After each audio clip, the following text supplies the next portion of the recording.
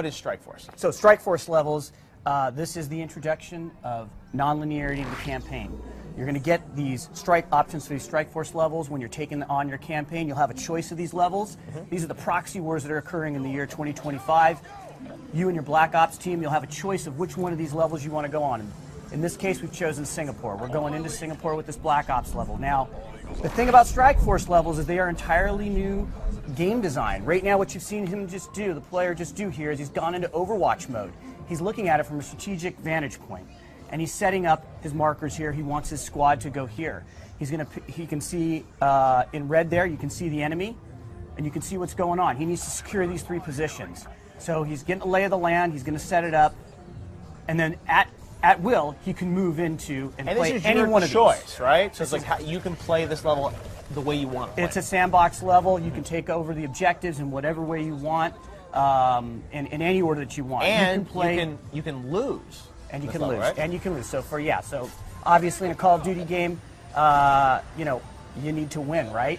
Not anymore. In this case with Strike Force levels, if you lose, we'll take account of that in the story, and the story will progress. Now, of course, if you want to go back and play, which I know you're a completionist and you'll probably want to go and do that, all of course. achievements. But the story will progress forward, and it'll take note of how you performed in these levels, and the story will progress. So one of the things about these levels is you can play any one of the people on your Black Ops squad, and you can take over any of the machinery and the equipment on the battlefield that you go in with. So in this case, what will happen is you'll start to bring in reinforcements. He's obviously trying to take this position here, and his team is battling. He's going into Overwatch mode here.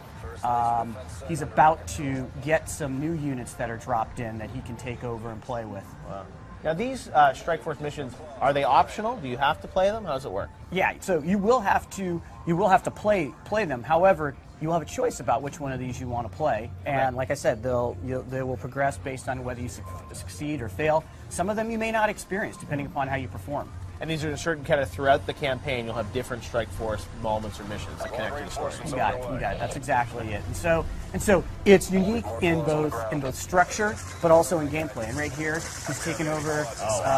He's taken over one of the drones here, and he can either fire the rockets or he can fire his other heavy caliber weapons. He's rolling right now. This is a very powerful weapon. Clearly, he's driving, right?